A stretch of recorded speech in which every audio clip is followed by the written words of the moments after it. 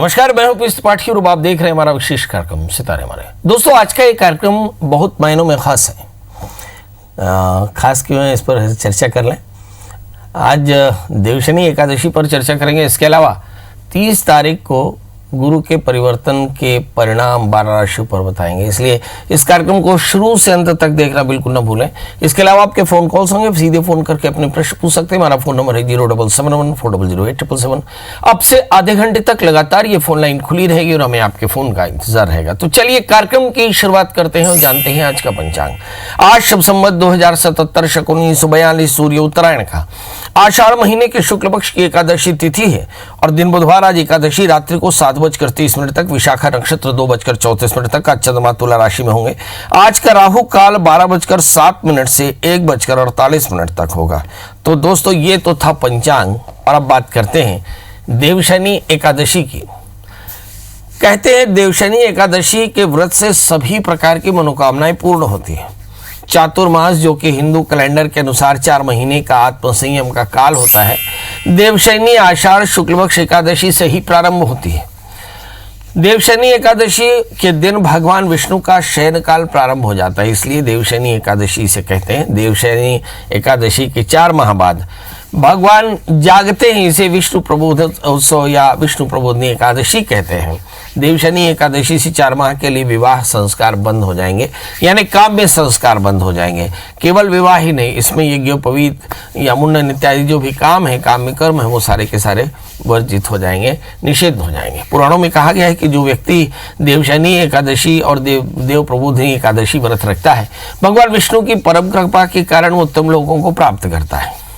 देवशनी एकादशी व्रत विधि क्या करें, कैसे करें, किस तरह से देवशनी एकादशी के दिन व्रत करना चाहिए। तो सबसे पहले तो जल्दी से उठ जाएं। जी, उठने के बाद जल्दी से स्नान करें। स्नान हो सके तो नदी तालाब का करें, या फिर कुछ ना हो तो अपने घर में स्नान करें। नित्य कर्म से निवृत्त होकर के और पवित्र होकर के धुले हुए वस्त्र सफ़ेद या पीले ऐसे धारण करें। घर में गंगा जल का छिड़काव करें। गोबर से लीप करके पूजन स्थल में एक चौक बनाएं और फिर भगवान विष्णु की मूर्ति, जैसा आपके पास में हो, सोना चांदी तांबा पीतल किसी भी धातु की मूर्ति की स्थापना करें। गौरी गणेश नवग्रह षोडश मातृका का स्थापन करें। इसके बाद षोडशोपचार से सभी का पूजन करें। भगवान विष्णु के को पीताम्बर धारण कराएं। इसके पश्चात भगवान की कथा का श्रवण करें। इसके बाद प्रसाद आरती वितरण करें और फिर भगवान की पुष्पांजलि और महानीराजन करके भगवान को चादर से ढक दें। अब ये भगवान 4 महीने इसी तरह से सोते रहेंगे। तकिए वाले पलंग पर से भगवान विष्णु का शयन कराना चाहिए। कहते हैं व्यक्ति को इन 4 महीनों के लिए अपनी रुचि और अभीष्ट के अनुसार नित्य व्यवहार के पदार्थों का त्याग करना चाहिए और व्रत के नियमों का पालन करना चाहिए। इस व्रत से प्राणी समस्त मनोकामनाएं पूर्ण करता है और साथ में व्रती के सारे पाप भी नष्ट हो जाते हैं। यदि व्रती चातुर्मास का पालन विधिपूर्वक करे तो उसे महाफल की प्राप्ति होती है। तो दोस्तों, ये तो था चातुर्मास का विधान और देवशनी एकादशी का महात्म्य। अब हम बात करेंगे 12 राशियों के, और 12 राशियों में आज हम बात करेंगे बृहस्पति के परिणाम की। तो चलिए बात करते हैं 12 राशियों का सफर शुरू करते हैं और जानते हैं मेष यानी अरीस की इस राशि वाले जातकों के लिए देखते हैं कि ग्रहों की स्थितियां कैसे रहेंगी। हम आपको बता दें कि बृहस्पति जो है वो अब धनु राशि में प्रवेश कर गए हैं, यानी मकर राशि से बृहस्पति धनु राशि में प्रवेश कर गए हैं। तो जब कभी भी हम मेष राशि की बात करें तो भाग्येश भाग्य स्थान में है, तो ये बहुत अच्छा रहेगा जी। और मुझे ऐसा लगता है कि इसका प्रभाव बिजनेस में या नौकरी में काफ़ी अच्छा रहने वाला है। इस दौरान आप कुछ बड़े फैसले ले सकते हैं, आपकी मेहनत अच्छी होगी और फ़ायदा भी आपको काफ़ी होगा। ईमानदारी से काम करेंगे तो फ़ायदा मिलेगा, किस्मत का भी साथ मिलेगा, यानी 9th हाउस में बैठे हुए बृहस्पति आपको काफ़ी फायदा दे सकते हैं। इसके अलावा बृहस्पति द्वादश शेष भी हैं। दूर स्थान की यात्राएं कुछ लोगों को करा सकते हैं, कुछ नई योजनाएं बन सकती हैं, कुछ लोग लिटिगेशन में जीत सकते हैं। मतलब कुल मिलाकर के बृहस्पति के नजरिए से देखें तो इस समय ग्रहों की स्थितियां इस तरह दिखाई पड़ती हैं। आइए अब हम बाकी ग्रहों की स्थितियां भी देखते चलें। बाकी ग्रहों की स्थितियां इस समय अगर आप देखें शनि दशम स्थान में तो काम ठीक रहेगा। तीसरे स्थान में राहु, आपकी एकाग्रता थोड़ी सी कम होगी, जो बहुत ज्यादा क्रिएटिव होंगे। 12वें स्थान में मंगल, हेल्थ को लेकर के सावधान रहना पड़ेगा। धन स्थान में पड़े शुक्र, जो बताते हैं संपत्ति के योग बेहतर होंगे। और एक ग्रह ऐसा भी है जिसके बारे में आपको सोचना चाहिए, वह शनि दशमी शुक्र के दशम स्थान में, राज्य सत्ता से आपको फायदा होगा। कुल मिलाकर के करना क्या चाहिए, इस राशि वाले जातकों के लिए सलाह यही है कि ये भगवान हनुमान जी का दर्शन करें, राहु के मंत्र का जप करें, सूक्ष्म जीवों को आहार दें, तो ये आज का दिन बेहतर होगा। बात कर लेते हैं दोस्तों वृषभ राशि के। वृषभ राशि की इस राशि वाले जातकों के लिए देखते हैं कि यहाँ पर बृहस्पति अष्टम स्थान में हो गए जी, तो इसमें अष्टम स्थान में होने के कारण अवसर की कमी होती है। यानी चूंकि बृहस्पति भाग्येश होकर अष्टम स्थान में, तो निश्चित तौर पर अष्टमेश होकर के वृषभ राशि में अष्टमेश होकर के सप्तम स्थान में हो गए। मतलब ऐसा लगता है कि थोड़ी सी वाइफ की सेहत का या पार्टनर की सेहत की थोड़ी चिंता हो सकती है। इस राशि वाले जातकों के लिए बड़ी बात यह है कि बृहस्पति के अष्टम होने से विवाद बढ़ सकते हैं। यहाँ पर बृहस्पति एकादशी होकर अष्टम स्थान में, तो निश्चित तौर पर जानिए कि इसके लिए थोड़ी सी परेशानी जरूर हो सकती है। मतलब रूटीन इनकम इनकी कम हो सकती है। इसके अलावा ग्रहों की स्थितियां देखें, वृषभ राशि वाले जातकों के लग्न में शुक्र पड़े, जिसका मतलब होता है कि आपके लग्न में शुक्र होने से थोड़ा सा तनाव। इसके अलावा शनि इनके भाग्य स्थान में बेहद आध्यात्मिक रहेंगे। अगर हम इनके राहु की स्थिति देखें दूसरे स्थान में, स्पेकुलेशन बिल्कुल सही नहीं, डॉक्यूमेंटेशन सावधानी से करना चाहिए। 8वें स्थान में गुरु के साथ में केतु बने हैं, जो बताते हैं यात्राएं बहुत फलदायी नहीं रहेंगी। मतलब कुल मिलाकर के वृषभ राशि वाले जातकों के लिए बृहस्पति के अष्टम स्थान में होने से, केतु के अष्टम स्थान होने से थोड़ी सावधानी रखने की जरूरत पड़ेगी। क्या करना चाहिए इन्हें, आइए तो हम देखते हैं कि इस राशि वाले जातकों के लिए हनुमान जी का दर्शन करना, हनुमान चालीसा का पाठ करना, मसूर की दाल गुड़ का दान करना फायदेमंद रहेगा। बात कर लेते हैं दोस्तों मिथुन राशि की। इस राशि वाले जातकों के लिए देखते हैं कि समय बृहस्पति 7वें स्थान में बैठे हैं, जिसका मतलब ये होता है कि कहीं ना कहीं आपके ब्याह की बात अगर चल रही हो तो ब्याह की बात पूरी हो जाएगी, यानी ब्याह हो भी सकता है। इस राशि वाले जातकों के लिए लग्न में राहु को देखें तो ऐसा लगता है थोड़ा सा चिड़चिड़ापन, थोड़ा सा भ्रम होगा। सूर्य के साथ में बुध भी बैठे हैं, हेल्थ को लेकर के थोड़ी सावधान रहनी होगी।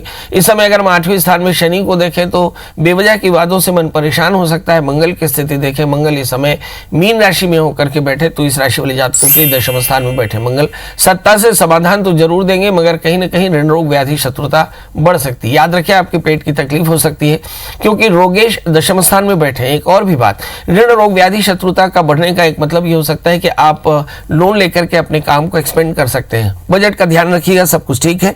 क्या करना चाहिए, सूर्य की शांति के लिए आप भगवान सूर्य को अर्घ दें, आदित्य हृदय स्तोत्र का पाठ करें, सूर्य नमस्कार करें और पंजीरी का दान करें, तो आज का दिन बेहतर होगा। बात कर लेते हैं दोस्तों कर्क राशि की। इस राशि में देखें तो बृहस्पति षष्ठेश होकर के, रोगेश होकर के, ऋणेश होकर के ऋण भाव में बैठे हैं, और यही भाग्येश भी है। मजे की बात, इस राशि वाले जातकों के लिए ऋण रोग व्याधि शत्रुता थोड़ी ज्यादा होगी, काम में बाधाएं आ सकती हैं बृहस्पति के नजरिए से देखें। इसके अलावा हम देखें कर्क राशि वाले जातकों के लिए बाकी ग्रहों की स्थिति 7वें स्थान में शनि, यहाँ भी उन जातकों की शादी के बाद चल सकती है जिनकी शादी नहीं हुई, या कुछ लोगों की लव लाइफ की शुरुआत हो सकती है। जहां तक सवाल बृहस्पति के भाग्येश होने का है, कुछ अवसर ऐसे हो सकते हैं जो आपके शत्रुओं के कारण परेशानी में पड़ जाए। बहरहाल 12वें स्थान में पड़े सूर्य बुध राहु जो आपको सलाह देते हैं कि आप अपने अज्ञात शत्रुओं से सावधान रहें, कुछ आकस्मिक हानि हो सकती है। इसके अलावा नींद की परेशानी या खर्च थोड़ा सा ज्यादा हो सकता है। तो कुल मिलाकर के इस राशि वाले जातकों के लिए थोड़ी सावधानी रखनी होगी। क्या करें, सबसे पहले तो चंद्रमा के मंत्र का जप करें, राहु के मंत्र का जप करें, शीशुक का पाठ करें, खीर का दान करें, तो आज का दिन बेहतर होगा। बात कर लेते हैं दोस्तों सिंह यानी लियो की। इस राशि में भी देखिए बृहस्पति 5वें स्थान में पंचमेश होकर बैठे। पंचमेश और अष्टमेश बृहस्पति अगर पंचम स्थान में हो तो संतान को लेकर कुछ अच्छा होता है। शनि 6ठे स्थान में, ये रोग व्याधि और शत्रुता बढ़ाने वाले हैं, मगर ये शत्रुवीर हैं। रोगों से आपको मुक्त कराएंगे। कॉन्स्टिपेशन जैसी परेशानियां या स्पाइनल कॉर्ड में थोड़ी सी पेन हो सकती है। इस समय शोल्डर्स में भी पेन हो सकते हैं, और मुझे लगता है कंधों में भी थोड़ी परेशानी। बहरहाल इस राशि वाले जातकों के लिए करना क्या चाहिए, मीन राशि सिंह राशि वाले जातकों के लिए देखते हैं कि मीन राशि में पड़े हुए बृहस्पति है, मंगल है, वो निश्चित तौर पर 8वें स्थान में बैठे हैं, जिसका मतलब होता है कि विवादों से बचना होगा, संतान को लेकर कुछ अच्छा करना चाहिए। इसके अलावा हम देखें कि 11वें स्थान में सूर्य बुध राहु पड़े हैं, जिसका मतलब ये होता है कि कहीं हमारे रूटीन में फैंटेसी बहुत ज़्यादा हावी है और इस फैंटेसी से बाहर आकर के प्रयास करना होगा। क्या करना चाहिए, इस समय हम भगवती महामाया के दर्शन करें और खीर का दान करें, तो आज का दिन और बृहस्पति का ट्रांसिट बेहतर होगा। बात कर लेते हैं दोस्तों कन्या राशि की। इस राशि वाले जातकों के लिए देखते हैं कि समय बृहस्पति चतुर्थेश होकर के चतुर्थ स्थान में केतु के साथ में यानी भूमि वाहन मकान के योग प्रबल होंगे।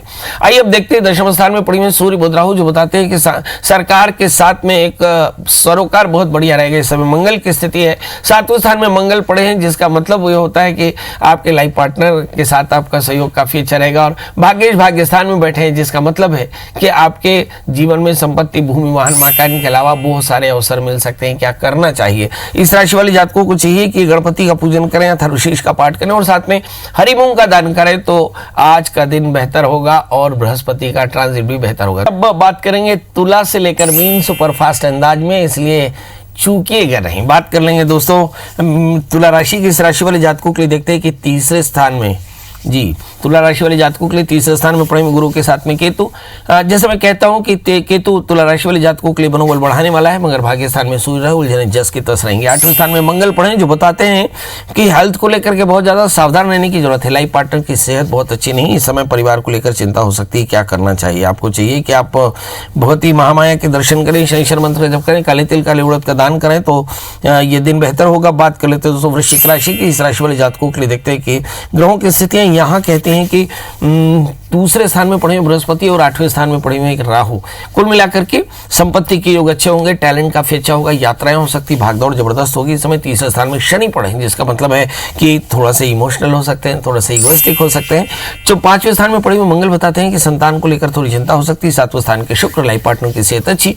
8वें स्थान में सूर्य बुध राहु बताते हैं कि बेवजह के वादों से आपको बचकर चलना होगा। क्या करें? इस समय इस राशि वाले जातकों के लिए सिर्फ एक सलाह कि भाई भगवान सूर्य को अर्घ दें, आदित्य हृदय स्तोत्र का पाठ करें, पंजीरी का दान करें, तो ये दिन बेहतर होगा। बात कर लेते हैं दोस्तों धनु यानी सिस्टीरियंस की। यही वो राशि है जहां पर धनु का ट्रांजिट हुआ है, मतलब बृहस्पति मकर राशि से धनु राशि में वापस आए हैं, यानी वक्री होकर आए हैं। इस राशि में गुरु और केतु एक साथ है, मतलब टैलेंट के साथ में इंटेलिजेंस यानी जबरदस्त अपॉर्चुनिटी। धन स्थान में शनि, लाभ के योग बेहतर। इस समय 11वें स्थान में चंद्रमा पड़े हैं, जो बताते हैं कि स्थान के परिवर्तन हो सकते हैं। इस समय 7वें स्थान में सूर्य बुध राहु, लाइफ पार्टनर की सेहत का ध्यान रखना होगा। 6ठे स्थान में शुक्र पड़े हैं, जो बताते हैं कि एलर्जी थोड़ी सी ज्यादा। 4थे स्थान में मंगल आपको सामाजिक प्रतिष्ठा देते हैं और धन स्थान में पड़े हुए शनि आपको ढेर सारा लाभ देते हैं। क्या करना चाहिए? इस राशि वाले जातकों के लिए चाहिए कि हनुमान जी का दर्शन करें, मसूर की दाल गुड़ का दान करें और हनुमान चालीसा का पाठ करें, तो आज का दिन बेहतर होगा। बात कर लेते हैं दोस्तों मकर यानी कैप्रिकॉर्न्स की। इस राशि वाले जातकों के लिए देखते हैं कि समय लग्न में शनि पड़े हुए, 12वें स्थान में बृहस्पति के साथ में केतु, 6ठे स्थान में सूर्य बुध राहु, जिसके मायने हैं कि आपको सेहत का ध्यान रखना होगा, खर्च पर कंट्रोल करना होगा, अज्ञात शत्रुओं से सावधान रहें। इस समय तीसरे स्थान में शनि, तीसरे स्थान में मंगल बैठे हुए, शनि दृष्टि, तो इसके चलते आक्रामकता थोड़ी सी ज्यादा रहेगी, इंपेशेंट होंगे। 5वें स्थान में शुक्र, संतान को लेकर के थोड़ी चिंता हो सकती है। 6ठे स्थान में सूर्य बुध राहु, अज्ञात शत्रुओं से, अज्ञात ऋण से, अज्ञात रोगों से परेशानी, भयभीत होंगे। इस समय चंद्रमा सप्तमी होकर के दशम स्थान में, काम को लेकर के बहुत कंसर्न है। इस समय जो सबसे महत्वपूर्ण बात है कि दोस्तों का साथ जरूर लेते रहें। क्या करें? बृहस्पति के मंत्र जप करें, चने की दाल गुड़ का दान करें, बड़ों का आशीष लें, तो आज का दिन बेहतर होगा। बात कर लेते हैं दोस्तों कुंभ राशि की। इस राशि वाले जातकों के लिए देखते हैं कि लग्नेश 12वें स्थान में बैठे हैं, हेल्थ को लेकर के परेशानी। 11वें स्थान में गुरु केतु, आय की स्थिति पहले से बेहतर होगी। धन स्थान में पड़े हुए शनि, संपत्ति के योग बेहतर होंगे। 4थे स्थान में पड़े हुए हैं शुक्र, जो बताते हैं कि सामाजिक प्रतिष्ठा बढ़िया रहेगी, मगर परिवार में थोड़े से तनाव होने की संभावना है। 5वें स्थान में पड़े हुए सूर्य बुध राहु, संतान को लेकर बेहद चिंता। और 11वें स्थान में गुरु केतु, लाभ की स्थिति बहुत शानदार रहेगी। क्या करना चाहिए? इस राशि वाले जातकों के लिए करने के लिए सिर्फ एक काम, नंबर 1 आपको चाहिए कि आप शनि मंत्र का जप कर लें, इसके बाद महामाया के दर्शन करें, खीर का दान करें, तो आज का दिन बेहतर होगा। बात कर लेते हैं दोस्तों मीन यानी पाइशंस की। इस राशि वाले जातकों के लिए देखते हैं कि समय मंगल लग्न में बैठे हुए हैं, बृहस्पति दशम स्थान में, केतु के साथ में, सूर्य बुध राहु 4थे स्थान में। एक एक करके देखते हैं। लग्न के मंगल शनि से आक्रांत है, आतुरता हो सकती है, इंपेशेंट हो सकते हैं और साथ में ज्यादा फायरी हो सकते हैं। तीसरे स्थान में शुक्र, थोड़ा सा तनाव हो सकता है। 4थे स्थान में सूर्य बुध राहु, परिवार में हेल्थ को लेकर के सावधान रहना पड़ेगा। और इस समय दशम स्थान में पड़े गुरु केतु, जो बताते हैं कि वर्क प्लेस में सब कुछ अच्छा है। 11वें स्थान के शनि बताते हैं कि आय की स्थिति आपकी बेहतर होगी। क्या करना चाहिए? इस राशि वाले जातकों के लिए बस छोटी सी बात, चंद्रमा के मंत्र का जप कर लें, दूध और खीर का दान कर दें, तो आज का दिन बेहतर होगा। तो दोस्तों चलते चलते अब कुछ खास बातें हो जाए। आज देवशयनी एकादशी है, भगवान का शयन हो जाएगा, मगर इसके साथ ही बृहस्पति का भी ट्रांजिट हुआ है। बृहस्पति अब 20 नवंबर तक धनु राशि में रहेंगे, 20 नवंबर को मकर राशि में प्रवेश करेंगे। धनु राशि वाले जातकों के लिए देखते हैं कि समय ग्रहों की स्थितियां उनके लिए तो बहुत बेहतर है, मगर धनु राशि के बृहस्पति के प्रवेश से, धनु राशि में बृहस्पति के प्रवेश से बाकी राशियों पर काफ़ी ज़्यादा असर पड़ने वाला है। जैसे मेष राशि वाले जातकों के लिए बढ़िया रहेगा, वृषभ राशि वाले जातकों के लिए तनावपूर्ण रहेगा, मिथुन राशि वाले जातक लाभ पा सकेंगे, कर्क राशि वाले जातक मुझे लगता है थोड़ी शत्रुता या ऋण रोग व्याधि बढ़ सकती है। इस समय अगर हम कर्क राशि वाले जातकों के लिए देखें तो इस समय लाइफ पार्टनर की थोड़ी सी सेहत की परेशानी दिखाई पड़ती है। सिंह राशि वाले जातकों के लिए देखिए कि संतान को लेकर कुछ अच्छी खबरें मिल सकती हैं। कन्या राशि वाले जातकों के लिए चौथे स्थान में बृहस्पति है, भूमि वाहन मकान का योग बनेगा। तुला राशि वाले जातक काफ़ी अच्छा महसूस करेंगे। वृश्चिक राशि वाले जातक संपत्ति का प्राप्त करेंगे और धनु राशि वाले जातकों के लिए सब कुछ मिलेगा। इसके बाद मकर राशि वाले जातकों के लिए फिर ये थोड़ी सी तकलीफ की बात है, यानी चिंता हो सकती है, हानि की बात है, नींद की परेशानी, स्वास्थ्य में परेशानी हो सकती है। कुंभ राशि वाले जातकों के लिए आय को वर्धना देगा और मीन राशि वाले जातकों के लिए सत्ता से सरोकार इसके बेहतर होंगे। मतलब कुल मिलाकर के ये जो गुरु का ट्रांजिट है वो अलग अलग राशियों में इस तरह से असर करेगा। हम ये देख पाए कि वृषभ और मकर राशि, इन दो राशियों में इसका असर अच्छा नहीं, तो इन राशियों में करना क्या चाहिए। इन राशि वाले जातकों के लिए बृहस्पति के मंत्र जप करना, बड़ों का आशीष लेना, गुड़ चने का दान करना और अपने जीवन में अनुशासन रखना चाहिए।